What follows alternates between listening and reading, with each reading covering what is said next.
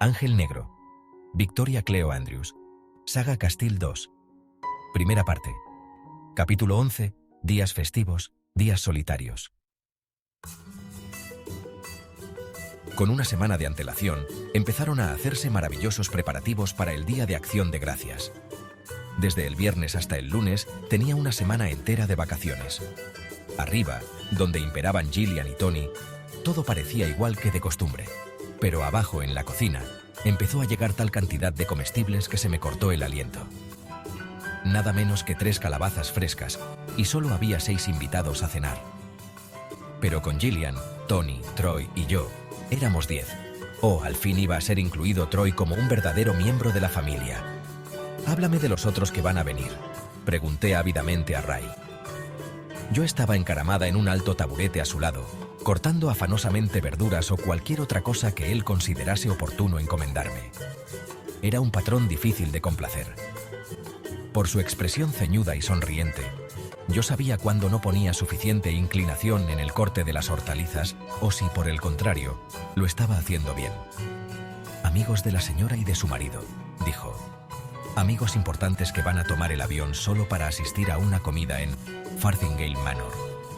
Me halaga el hecho de que yo contribuyo a atraerlos aquí con los excelentes platos que voy a preparar. Pero no es esa la única razón por la que acuden. Mr. Tatterton es muy agradable en su trato con las personas, y todas le adoran. Y también vienen para ver a la señora Tatterton y observar cuánto ha envejecido desde la última vez que la contemplaron. Y ahora se sienten interesados además por el joven Mr. Tatterton, que solo aparece en funciones muy importantes. Representa un misterio para ellos, como lo es para todos nosotros. No espere hallar a nadie menor de 20 años. La señora detesta que haya niños en sus fiestas». El Día de Acción de Gracias amaneció radiante y soleado, pero muy frío. Me sentía tan emocionada por el hecho de que iba a venir Troy que, de vez en cuando, me sorprendía a mí misma cantando. Yo llevaba un vestido muy especial, de terciopelo color vino que Tony había elegido, y me favorecía tanto que constantemente me estaba mirando al espejo. Troy fue el primer invitado en llegar, y como había estado vigilando el laberinto, fui yo quien corrió a abrir la puerta, en lugar de Curtis. «Buenas tardes, Mr. Tatterton. Es un placer que por fin se digne usted honrar nuestra mesa con su presencia». Él me estaba mirando como si no me hubiera visto jamás. «¿Tanto hacía un vestido?» «Nunca te he visto tan atractiva como hoy», dijo, mientras yo le ayudaba a despojarse de su abrigo. Curtis, desde el fondo del amplio vestíbulo, nos miró con cierto sarcasmo, pero no me importaba. Él era solamente una presencia, rara vez una voz. Colgué cuidadosamente su abrigo en un armario, cerciorándome de que las costuras de los hombros quedaban bien colocadas, y luego giré en redondo para tomar sus 2 manos entre las mías. «Me alegra tanto que estés aquí que no quepo en mí de gozo. Ahora no tendré que sentarme a una mesa con 6 invitados a los que no he visto nunca. No todos serán desconocidos. A algunos los has encontrado en otras fiestas, y hay uno en especial que ha venido en avión desde Texas solo para verte». «¿Quién?», pregunté, abriendo mucho los ojos. «La madre de Gillian, que tiene 86 años. Parece ser que su hija quería cubrir las historias que había contado acerca de ti, y tu bisabuela se sintió tan intrigada que telefoneó para decir que venía, pese a que sufre una fractura de cadera. Sonrió y me llevó hacia un sofá del más suntuoso de los salones. No pongas esa cara de preocupación. Es un pajarraco duro de pelar, y la única que no contará una mentira tras otra». Me impresionó desde el principio, cuando franqueó la puerta principal ayudada por 2 hombres que la sostenían, uno a cada lado. Medía poco más de 1,5 metros. Era una diminuta ancianita cuyos cabellos conservaban aún su tonalidad de plateado oro. En sus delgados dedos llevaba 4 enormes anillos: rubí, esmeralda, zafiro y diamante. Todas sus joyas estaban orladas de brillantes. El vestido azul claro le colgaba, flojo, de los hombros, y un pesado collar de zafiros adornaba su cuello. «Detesto los vestidos ajustados», dijo mientras me miraba, y se acercó un poco más a Troy. También detestaba las muletas, en las que no se podía confiar. Las sillas de ruedas eran una abominación. Del coche parado ante la casa fueron traídos almohadones, chales y mantas de viaje. Al cabo de 30 minutos quedó cómodamente instalada y solo entonces volvió hacia mí sus penetrantes ojillos. «Hola, Troy. Es agradable verte por fin aquí», dijo, sin mirarlo siquiera. «Pero no he volado hasta tan lejos para hablar solo con familiares a los que ya conozco». Sus ojos me escrutaron de pies a cabeza. «Sí, Gillian tiene razón. Tiene que ser hija de Leigh. Es inconfundible el color de sus ojos. Como los míos hasta que los años me robaron lo mejor de mis facciones. Y esa figura es también de Leigh, cuando no la ocultaba debajo de algún informe vestido. Nunca pude comprender cómo podía llevar semejantes ropas en un tiempo invernal tan miserable como este». Sus ojillos, flanqueados de arrugas, se entornaron mientras preguntaba animadamente: «¿Por qué murió mi nieta a una edad tan temprana?». Gillian bajó la escalera, extraordinariamente hermosa, con un vestido color vino muy parecido al mío, salvo que el suyo tenía una ancha franja de joyas incrustadas alrededor del cuello. «Oh, querida madre, qué maravilloso volver a verte. ¿Te das cuenta de que han pasado 5 años desde la última vez que viniste?». «Nunca tuve intención de volver», respondió Jana Jenkins, de cuyo nombre me había informado amablemente Troy mientras estaba siendo acomodada en su asiento. Al observarla junto a Gillian, casi pude percibir el humo de la animosidad que existía entre ellas. «Madre, cuando supimos que venías pese a tu pierna escayolada, Tony, siempre previsor, salió y te agenció una silla muy elegante que perteneció al presidente de Sydney Forestry. ¿Crees que yo me sentaría en una silla utilizada por un asesino de árboles? No vuelvas a mencionarme el asunto. Bien, quiero oír cosas acerca de esta chica». Y empezó a acosarme a preguntas casi con más rapidez que con la que yo podía contestar. ¿Cómo había conocido mi madre a mi padre? ¿Dónde habíamos vivido? Si mi padre tenía dinero. ¿Y si había otros miembros de la familia que ella pudiera conocer? El tintineo de las campanillas de la puerta me salvó de tener que inventar más mentiras. Tony salió de su despacho hecho un brazo de mar, y la fiesta de Acción de Gracias comenzó a pesar de Jana Jenkins, que no podía sobreponer su voz a la de todos los demás. Y entonces, para mi consternación, Gillian se fijó en mí, que permanecía tan silenciosa y formal, y todo lo cerca de Troy que podía. Abrió desmesuradamente los ojos. «Heaven, lo menos que puedes hacer es preguntarme qué color voy a llevar cuando recibimos invitados. Me cambiaré enseguida de vestido», ofrecí, disponiéndome a subir a toda prisa para sustituirlo lo más rápidamente posible, aunque me encantaba realmente aquel traje. «Siéntate, Heaven», ordenó Tony. «Gillian se está portando de una manera ridícula. Tu vestido no está enjollado ni es tan caro como el de mi mujer. Me gustó el modelo cuando te lo vi puesto y quiero que lo lleves». Fue una extraña cena de Acción de Gracias. En primer lugar, la madre de Gillian tuvo que ser transportada y colocada a la cabecera de la mesa, el extremo de la anfitriona, porque la silla de Tony estaba demasiado cerca de la pared, y una vez que asumió el papel protagonista, gobernó ella, y nadie más. Esta bisabuela mía era ruda, abrasiva y totalmente sincera. Me sorprendió que Tony y Troy parecieran tenerle tanto cariño. Sin embargo, fue una cena fatigosa, una velada agotadora durante la que me vi acosada por 1000 preguntas que no sabía cómo contestar si no era mintiendo. Cuando Jana quiso saber cuánto tiempo iba a permanecer en Farthingale Manor, no supe qué responderle. Miré esperanzada a Tony y descubrí junto a él a una Gillian de expresión severa, que detuvo el tenedor a mitad de camino en su recorrido hacia la boca y se volvió hacia su marido, en quien clavó una mirada feroz mientras empezaba a salvarme. «Heaven ha venido para quedarse todo el tiempo que quiera», anunció sonriéndome primero a mí y volviéndose luego hacia Gillian, a la que indicó con una mueca: «Más vale que te calles». Ya ha empezado a asistir a clase en Winterhaven. Hizo también sus exámenes de ingreso, que ha sido asignada al último curso, un año por delante del grupo de su edad. Y hemos presentado la solicitud para Radcliffe y Williams, a fin de que no tenga que ir demasiado lejos para asistir a una universidad de primera clase. Los dos nos sentimos muy felices al tener a Heaven aquí. Es un poco como si por fin hubiera regresado Leigh junto a nosotros, ¿verdad, Jill? Durante todo este pequeño discurso, Gillian había estado metiéndose comida en la boca, como si quisiera obstruirla para impedir que salieran de ella indeseadas palabras delatoras. No dijo nada, simplemente se limitó a clavar en mí una mirada furiosa. ¿Cómo deseaba yo que pudiera aprender a amarme? Necesitaba desesperadamente una verdadera madre, alguien con quien hablar, alguien que me enseñara a ser la clase adecuada de mujer. Pero estaba empezando a comprender que Gillian nunca sería eso. Quizás si se pareciese más a Hannah, ruda y dominante, pero, al menos, interesada en llegar a descubrirme. Por fortuna, Hannah tenía pocas probabilidades de lograrlo. Permanecí durante toda la cena en estado de tensión, temerosa de que empezara de nuevo a interrogarme acerca de mi pasado, temerosa de que se me escapara alguna verdad y contradijera lo que le había contado a Tony. Pero el banquete terminó con una generalizada conversación intrascendente, y luego Jana se marchó para dirigirse a su elegante hotel de Boston. Siento no poder quedarme para conocerte mejor, Heaven, pero nunca me he sentido cómoda hospedándome aquí, en Farthing. Lanzó una acusadora mirada a Gillian. Y debo regresar mañana a Texas. Quizá vengas tú a visitarme alguna vez. Y antes de marcharse, me dio un beso en cada mejilla, haciéndome sentir que por lo menos una mujer de la familia me había aceptado.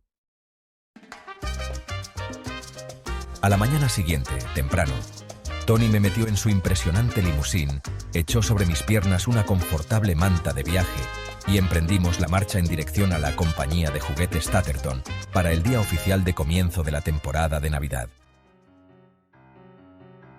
Quedé atónita al ver las dimensiones del establecimiento. 6 pisos dedicados solo a juguetes. Aún no habían dado las 10, y una multitud de personas vestidas con ropas de abrigo se agolpaban en el exterior, mirando los escaparates. Tony tenía una imperiosa forma de abrirse paso entre la gente hasta que él y yo llegamos juntos al cristal, empañado por el vaho. Cada escaparate estaba dedicado a un tema diferente.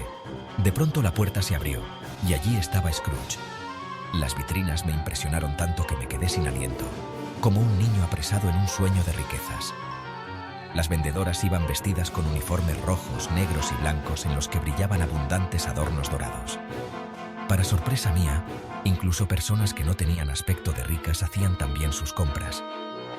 Ya no se puede conocer la riqueza de una persona por las ropas que lleva, dijo Tony. Además, hoy en día está muy generalizada la afición a coleccionar. Solo cuando llegamos al 6º piso, vi el expositor especial de cristal y oro que contenía las muñecas Retrato Tatterton. Presté una atención sumamente crítica a cada una de las jóvenes allí representadas antes de preguntar a Tony: ¿quién hace estas muñecas? «Oh», respondió con despreocupación. ¿Verdad que son hermosas? Buscamos por todo el mundo muchachas dotadas de cualidades especiales, y luego nuestros mejores artesanos hacen una muñeca retrato. Se tarda muchos meses. ¿Pertenecía mi madre al tipo del que se modelan las muñecas originales? Tony sonrió antes de volver la cabeza hacia mí. Era la muchacha más hermosa que he visto jamás, aparte de ti. Pero era una chica modesta, tímida, que no quería posar, así que perdí mi oportunidad de inmortalizar a Lei. ¿Quieres decir que nunca hubo una muñeca retrato de mi madre? Sentí el corazón agitado por violentas oleadas de temor. ¿Por qué no me estaba diciendo la verdad? No, que yo sepa, respondió con suavidad. A continuación, me dirigió hacia las otras atracciones de juguetes que quería que viese. Me tomó del brazo para enseñarme una serie de muñecas históricas ataviadas con trajes auténticos. ¿Estás seguro de que no se hizo una muñeca retrato de mi madre sin tu autorización? Nadie hace nada sin mi autorización. Y deja el tema, por favor, Heaven. Me resulta doloroso. ¿Por qué tenía aquel aspecto? Era como si lo que pasó o dejó de pasar ayer no tuviera absolutamente nada que ver con el hoy. Y ya lo creo que tenía. En mi opinión, los acontecimientos más importantes habían sucedido mucho antes de que yo naciese, para crear mi vida, para conformar mi mundo, para darme a formular continuas preguntas que nadie quería contestar. Cuando Tony terminó de enseñarme el establecimiento, se fue a su despacho, y yo me quedé en Boston para hacer mis compras de Navidad. Resultaba excitante ir de tiendas, tener dinero para adquirir todos los regalos que quisiera ofrecer a las personas que amaba. Me sentía emocionada al pasear entre la multitud ante las tiendas alegremente decoradas, sabiendo que podía entrar en ellas sin la menor vergüenza. Ya no tenía que mirar ávidamente los escaparates, soñando en posesiones que sabía jamás llegarías a alcanzar. Ahora podía permitirme muchísimas cosas. Semana a semana, me hacía cada vez más rica. Tony iba depositando dinero en una cuenta bancaria que había abierto a mi nombre. Y me daba una asignación muy generosa. Yo vivía frugalmente y guardaba lo que podía en una libreta de ahorros que producía intereses. En raras ocasiones, Gillian me daba billetes de $20 como si fuesen centavos. «Oh, no te muestres tan agradecida», exclamaba cuando yo les daba las gracias, quizá demasiado efusiva. «Solo es dinero». La libreta de ahorro estaba destinada para el maravilloso día en que tuviese reunida de nuevo a mi familia. Gastaba muy poco en mí misma. Cuando iba de tiendas aquel año, compraba para todos nosotros, como si estuviéramos juntos de nuevo. Un bonito jersey blanco para Tom, junto con una estupenda cámara fotográfica y docenas de carretes para que un amigo le sacara fotos que luego pudiera enviarme a mí. Fue fácil encontrar una gruesa chaqueta de lana, como la que tanto anhelaba cuando vivíamos en los Willys. Y volver a pie a la escuela había sido un auténtico sufrimiento cuando no se tenían calientes ni los pies ni ninguna otra parte del cuerpo. Un abrigo como el que solía llevar Logan, cuero auténtico con forro de pluma. Yo quería darle todo cuanto alguna vez hubiera deseado. Compré cosas para Fanny, aunque no sabía dónde enviar mis regalos. Los puse en el cajón inferior de la cómoda, al lado de todo lo que había comprado para Keith y nuestra Jane, prometiéndome a mí misma que algún día tendría la alegría de verles abrir los paquetes de mis obsequios. Algún día. La mañana de Navidad, Troy y yo nos reunimos temprano en su casa, mucho antes de que Gillian y Tony se hubieran levantado.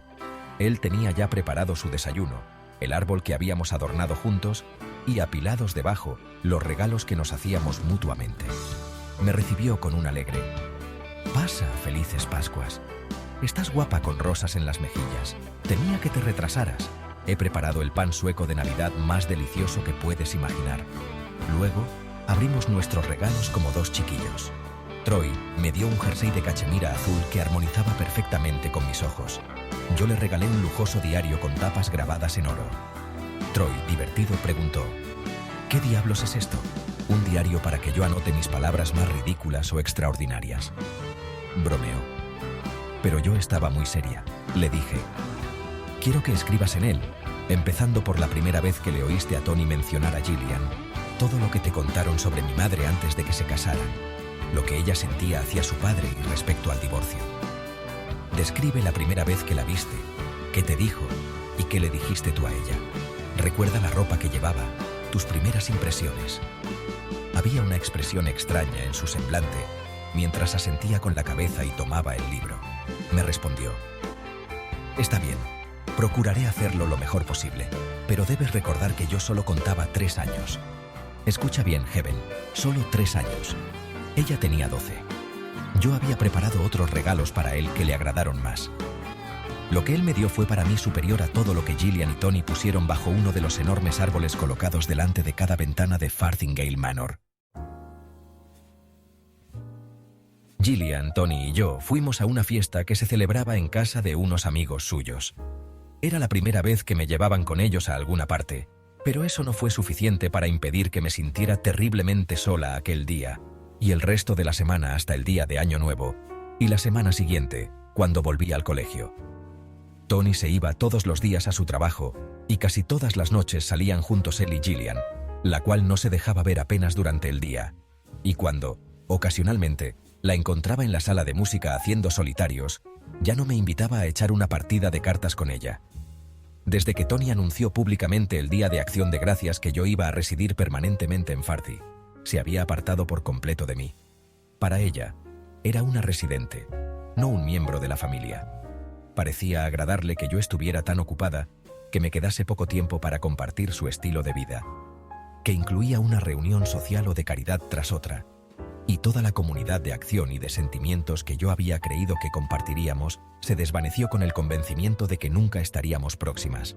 Ella no iba a amarme, evitaría ir tomándome afecto de tal modo que pudiera echarme de menos más adelante. Oh, ahora la conocía muy bien. Yo iba a visitar a Troy con toda la frecuencia posible, que no era mucha, ya que tenía la sensación de que, aunque yo no la viese, Gillian sabía perfectamente dónde me encontraba. También iba a menudo a Boston para visitar la biblioteca y los museos. Varias veces pasé por la Pluma Roja y la Universidad de Boston, esperando encontrarme a Irgiva con Logan. Pero no le vi nunca. Quizás había regresado a Winnerow para pasar las vacaciones. Y entonces empezaban a brotar las lágrimas. Pues Logan no me había enviado ni siquiera una felicitación navideña, como tampoco lo había hecho nadie de mi familia. Sentía a veces la impresión de que Farthingale Manor estaba tan empobrecida como los Willys. Solo que de manera diferente. Pues había aquí una gran escasez de amor, de participación y de alegría. Aún en nuestra destartalada cabaña habíamos conocido nosotros esas cosas. Aquí, lo único que se daba era dinero, y, aunque yo sentía grandes ansias de poseerlo, estaba empezando a anhelar más aún un poco de amor y de afecto.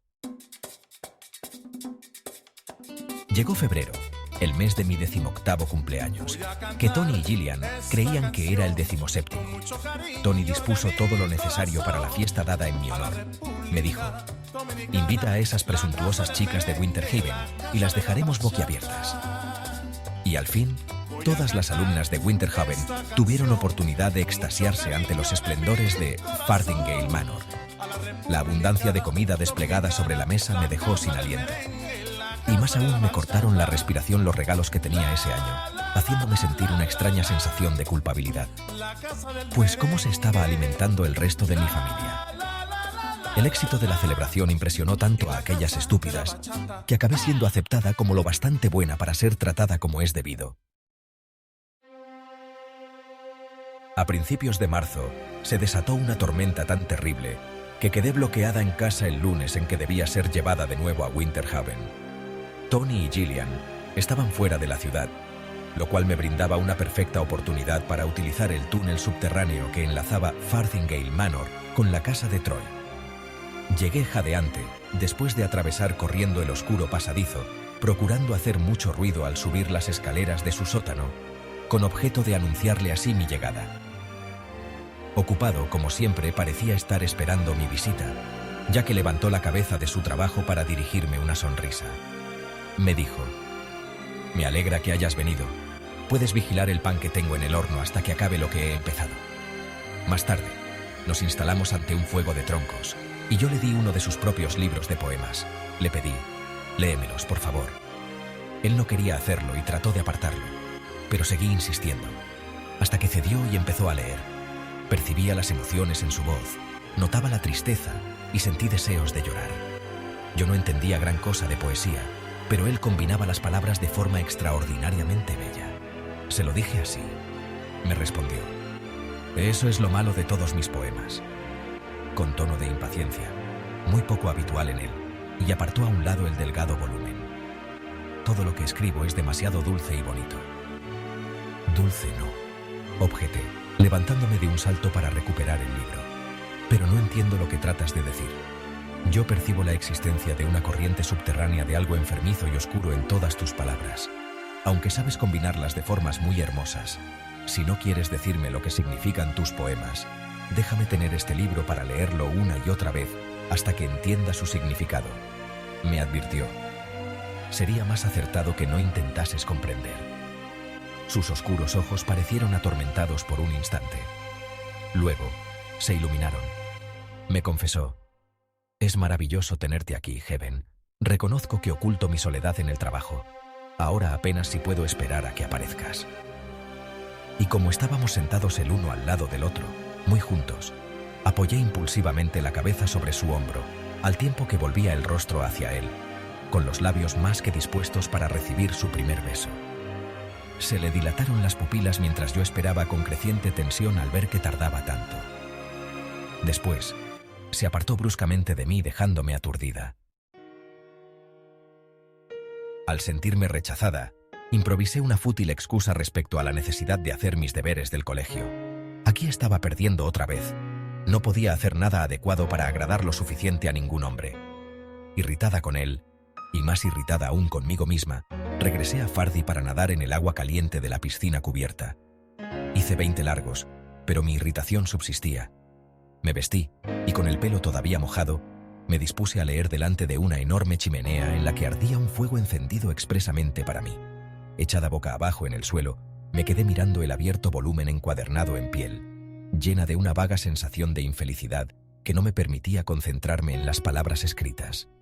A mi alrededor, fallecidos antepasados de los Tatterton observaban con vigilantes ojos todos mis movimientos. Me parecía oír sus pintados labios cuchicheando que aquel no era mi sitio y que por qué no me marchaba y dejaba de manchar su reputación con mi herencia castil. Era estúpido, lo sabía. Sin embargo, la biblioteca, con sus espléndidos sillones de cuero, parecía hostil.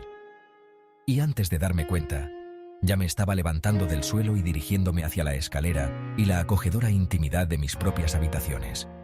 A mitad de camino por el pasillo de mi ala del edificio, oí débilmente sonar mi teléfono. Se me aceleraron los latidos del corazón. Nadie me llamaba nunca. Quizá fuese Troy, Logan, tal vez.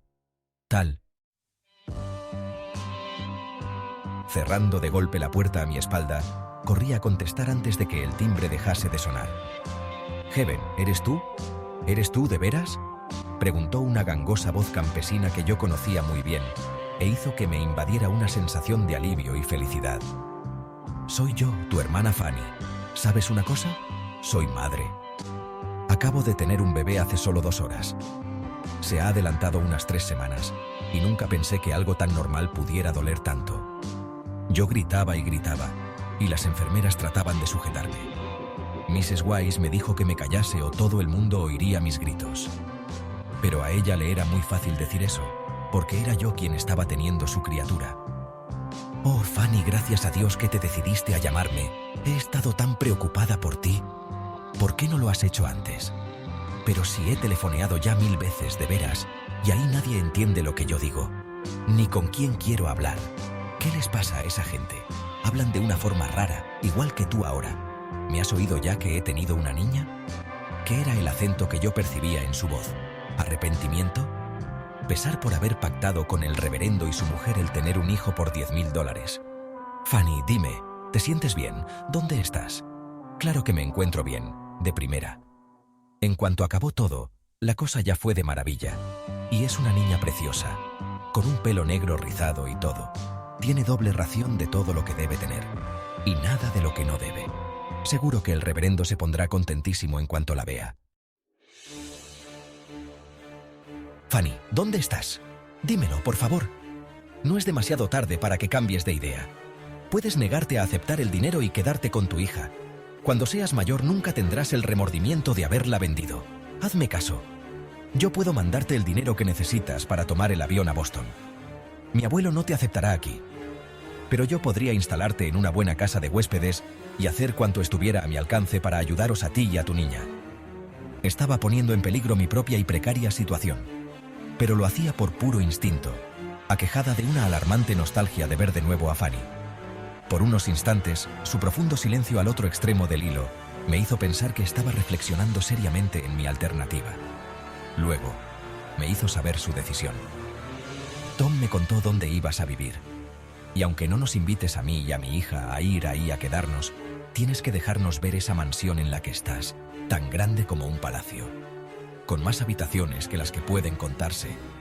No vengas a insultarnos a mi hija y a mí con ninguna casa de huéspedes o el cuarto de un motel. Yo soy tan buena como tú. Sé razonable, Fanny». Le escribí a Tom diciéndole que mis abuelos tienen ideas excéntricas. «Pero si Gillian no quiere ni que nadie sepa que yo soy su nieta. Debe de estar loca». Llegó la sonora e instantánea decisión de Fanny. «Nadie tan viejo puede parecer tan joven como le decías a Tom. Así que invítame, Heaven. Una chiflada como ella no se dará cuenta. Si no lo haces, venderé mi hija y me marcharé a Nashville o a Nueva York». En ese momento oí la sonora y profunda voz del reverendo Wayland Wise al entrar en la habitación del hospital y saludar a Fanny. Y así Dios me ampare, como que Fanny colgó de golpe el aparato sin despedirse siquiera. Me quedé oyendo el tono de llamada, dándome cuenta de que no me había dado su dirección. Ella, sin embargo, tenía la mía y mi número de teléfono. Fanny, oh Fanny. Estaba haciendo lo mismo que había hecho papá: vender a su propia hija. ¿Cómo podía hacerlo? Aunque mi hermana era capaz de ser una chica egoísta y despiadada, yo sabía que se arrepentiría de haber vendido a su niña. Lo sabía. Y también sabía que yo podía ayudarla. Ahora tenía dinero, y encontraría la forma de mantenerlas a las dos, de comprárselas a mi vez a los Wise. pero no podía invitar a Fanny a vivir aquí. Si lo hiciera, yo misma sería expulsada y perdería todo lo que había ganado, pues había sido aceptada en Radcliffe, y Tony me había prometido ya que podía contar con él para proseguir mis estudios y que podría permanecer en Fardingale Manor o vivir en el campus como prefiriese. ¿Debía renunciar a todo eso por Fanny? No, no era justo, pues ella era una chica atolondrada y tardaría algún tiempo en comprender que lo que hacía estaba mal. Cuando ese momento llegara, acudiría a mí en busca de ayuda. Lo sabía con tanta certeza como que estaba nevando. Y con una cierta sensación de alivio al saber que Fanny había salido bien de su primer parto y que algún día acudiría a mí y yo la ayudaría a recuperar a su hija, me quedé leyendo hasta la hora de acostarme. Me costó conciliar el sueño aquella noche. Al día siguiente, le telefoneé, arriesgándome a que contestara mi padre. «Hola», dijo la voz de mi hermano, haciéndome lanzar un suspiro de alivio. «Oh, santo Dios», exclamó cuando oyó la noticia. «Es estupendo saber que Fanny está bien y terrible pensar que va a vender a su hija.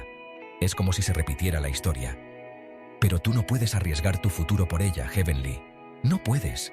Mantén la boca cerrada respecto a Fanny y a todos nosotros.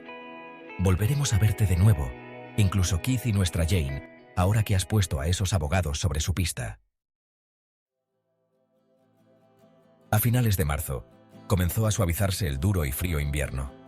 La nieve se fundió y los asomos de primavera me hicieron sentir nostalgia de los Willys.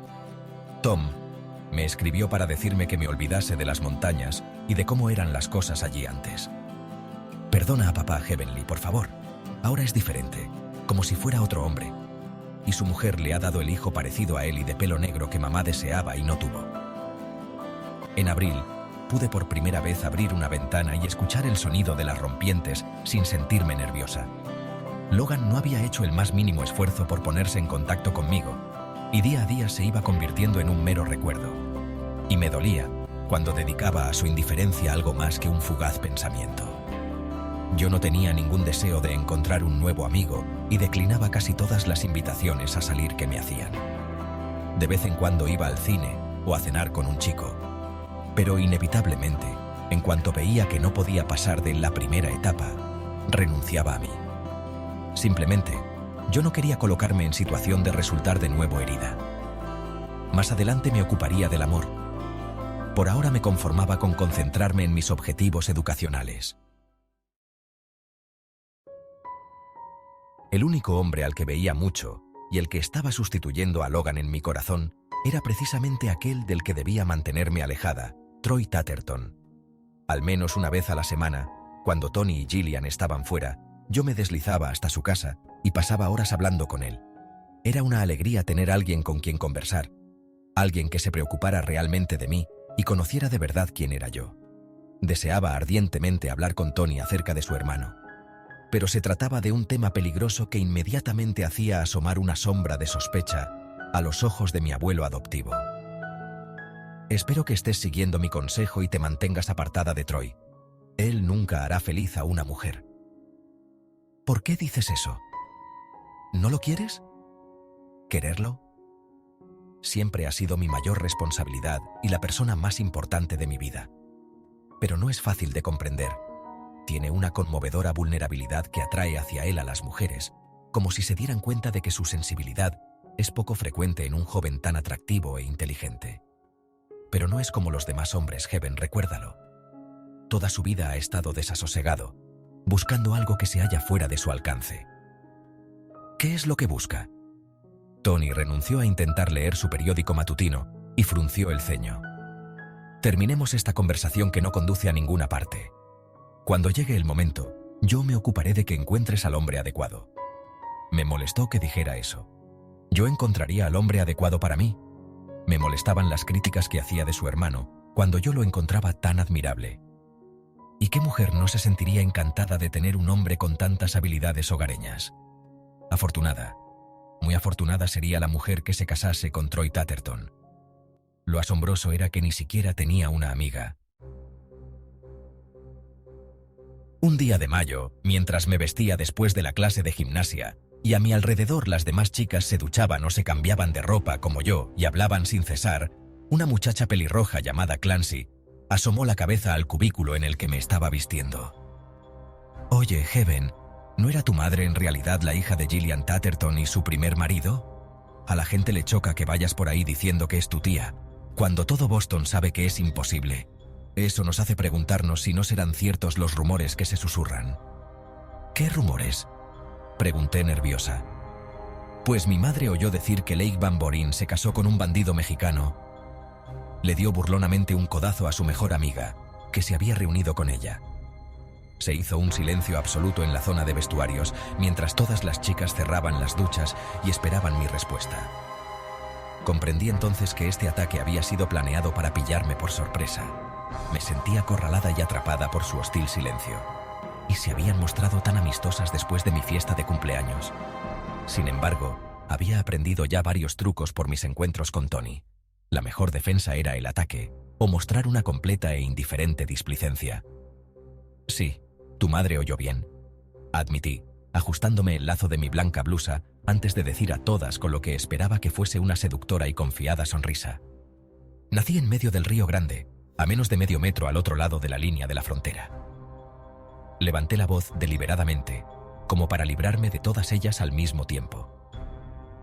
A la edad de 5 años, mi padre me enseñó a quitarle uvas de los labios a balazos y las pepitas de las yemas de los dedos, y con eso había utilizado una de las jactanciosas fanfarronadas favoritas de Tom. Nadie dijo ni una sola palabra, y en el silencio que siguió, me puse los zapatos y salí, cerrando de golpe la puerta a mi espalda.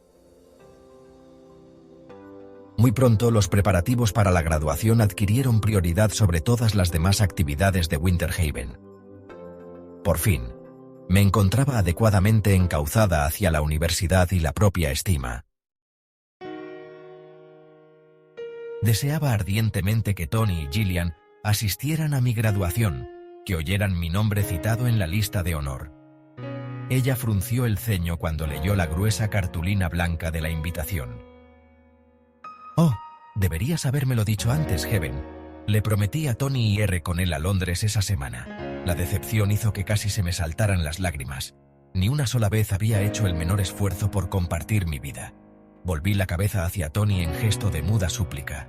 «Lo siento, querida», dijo con suavidad. «Pero mi mujer tiene razón. Deberías habernos avisado con más tiempo de la fecha de tu graduación. Yo creía que era a mediados de junio, no en la primera semana». «Han adelantado la celebración», murmuré con voz ahogada.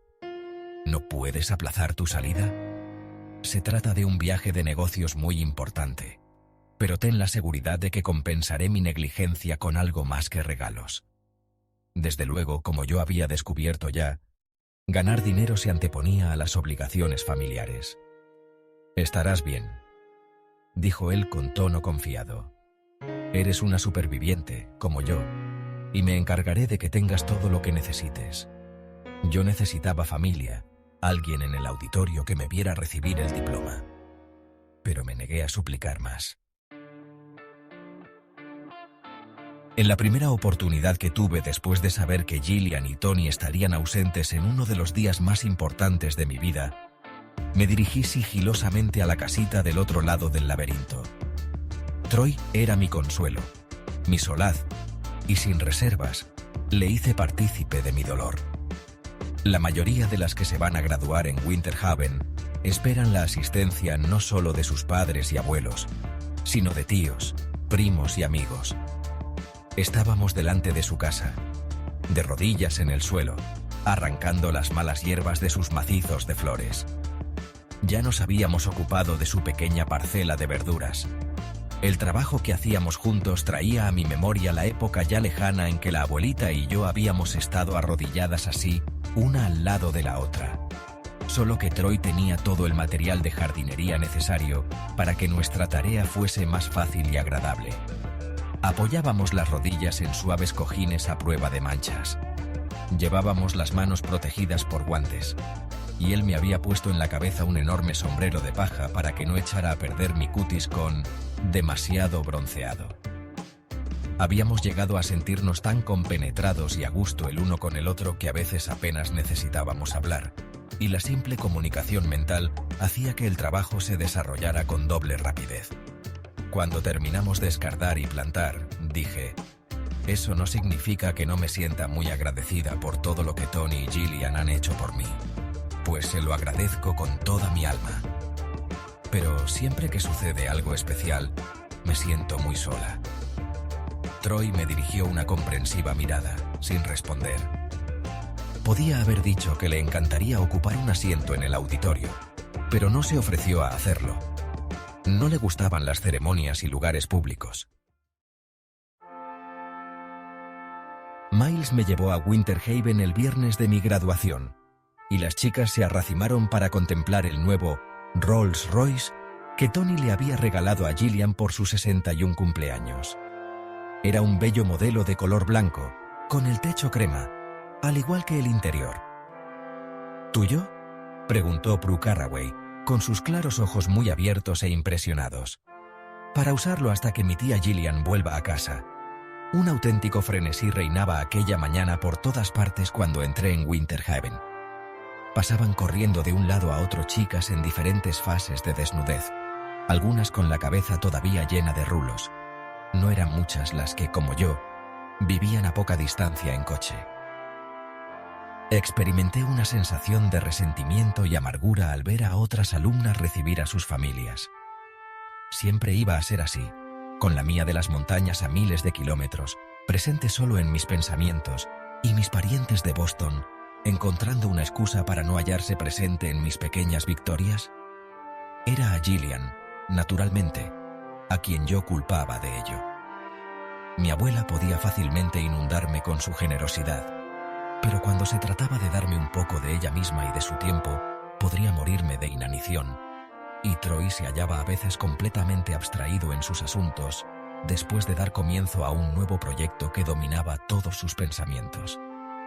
Oh, yo sentía compasión de mí misma aquel día, mientras me ponía mi hermoso vestido blanco de seda, con anchas tiras de encaje, ribeteando la amplia falda y las abombadas mangas. El mismo tipo de vestido que Miss Marianne Dill me había dicho en cierta ocasión que ella había llevado el día de su graduación en la escuela superior. Mientras me lo describía, yo retenía mentalmente todos los detalles, pensando que Logan estaría allí para admirarme. Mientras las 40 chicas nos alineábamos en una antesala, ataviadas con nuestros negros birretes y togas, yo miraba, a través de la amplia puerta que se abría y cerraba constantemente, al abarrotado auditorio inundado por la radiante luz de junio. Era como un sueño haciéndose realidad, después de haber temido durante tanto tiempo que no llegara jamás, y las lágrimas me llenaban los ojos y me corrían por el rostro. Oh, esperaba que Tom le hubiese hablado a papá de este día. Si al menos no estuviese sola. Algunas de las chicas que se graduaban tenían 10 parientes o más entre el público, los jóvenes prestos a patalear, a aplaudir desenfrenadamente y silbar, considerado de mal gusto incluso en Winner Row. Y no habría nadie que me aplaudiese a mí. La comida se iba a servir en el césped, bajo sombrillas de brillantes franjas amarillas y blancas. ¿Quién se sentaría conmigo? Si tenía que comer completamente sola en mi mesa reservada, volvería a morirme de humillación. Me escabulliría sin que me viesen y lloraría a solas. La coordinadora del acto dio su señal, y yo, como las demás, cuadré los hombros, erguí la cabeza, y con la mirada fija al frente, comencé la lenta y mesurada marcha que nos llevaría hasta nuestros asientos. Avanzábamos en fila india. Yo ocupaba el 8º lugar, ya que nos habíamos situado por orden alfabético. Veía solo una borrosa masa de rostros, ninguno familiar, volviéndose todos en busca de su graduada. Y si no hubiera estado medio levantado, quizá mis vidriados ojos habrían pasado de largo sobre Troy. Pero el corazón me dio un salto al ver que él no se había olvidado, que me dispensaba su atención. Yo sabía que detestaba los actos sociales como este. Quería que el mundo de Boston creyera que se hallaba en alguna remota zona del globo. Y, sin embargo, había venido. Cuando finalmente fue leído mi nombre y me levanté para dirigirme al podio, no fue solamente Troy quien se puso en pie, sino que toda una fila de hombres, mujeres y niños se alzaron para aplaudir. Más tarde, cuando todas las graduadas nos hallábamos sentadas bajo los vistosos toldos, en los que el sol y la sombra proporcionaban alternativas sensaciones de calor y de frío, sentí un arrebato de felicidad como jamás lo había conocido. Porque Troy había venido y había pedido a varios empleados de la compañía de juguetes Tatterton que acudieran con sus familias y se presentasen como si fueran mía. Llevaban ropas tan vila que las chicas se quedaron mirando boquiabiertas e incrédulas a mis rústicos parientes. «Por favor, no me des las gracias otra vez», dijo Troy cuando me llevaba a casa en su coche ya bien entrada la noche, terminado el baile, y después de que todas las chicas me hubieran envidiado con mi atractivo hombre mayor, que también fue muy admirado y considerado como un excelente partido. «¿Realmente creías que no vendría?», me reprendió. Era lo menos que podía hacer. Rió entre dientes antes de añadir: «Nunca he conocido una chica tan necesitada de familia como tú, así que quise darte una enorme y, a propósito, en cierto modo todos lo son, ¿no? Algunos de ellos han envejecido trabajando para los Tatterton. Estaban encantados de acompañarte. ¿No te diste cuenta?». Sí, habían estado encantados de conocerme. Súbitamente intimidada, permanecí en silencio, muy feliz, y sin embargo, profundamente turbada por lo que sentía. Debía reconocer que estaba enamorándome de Troy. ¿Era justo que bailar con él resultase 10 veces más excitante de lo que había sido cuando Logan me enseñó los primeros pasos? Miré furtivamente su perfil y me pregunté qué estaría pensando. «A propósito», dijo, todavía alerta y atento al tráfico, «la agencia de detectives que mis abogados han contratado para encontrar a tu hermano y tu hermana pequeños cree que tiene una pista. Han estado buscando a un abogado de Washington cuyo nombre de pila sea Lester. Hay por lo menos 10. Y 40 iniciales L dentro de los límites del Distrito de Columbia. Y 20 más en Baltimore. Están comprobando también la R que utiliza su mujer, así que quizá no pase mucho tiempo antes de que podamos encontrarlos». Se me aceleró la respiración. Oh, tomar de nuevo en brazos a nuestra Jane. Besar a Keith. Verlos antes de que se olvidaran por completo de su hermana Heavenly. ¿Pero era esa la razón de que sintiera un hormigueo por todo el cuerpo? Aun a pesar de mí misma, me acerqué más a Troy, de tal modo que mi muslo se apretó contra el suyo y su hombro rozó el mío. Pareció ponerse rígido, antes de quedar en silencio, y luego salimos de la autopista para pasar a la carretera por la que había viajado por primera vez con Gillian y Tony.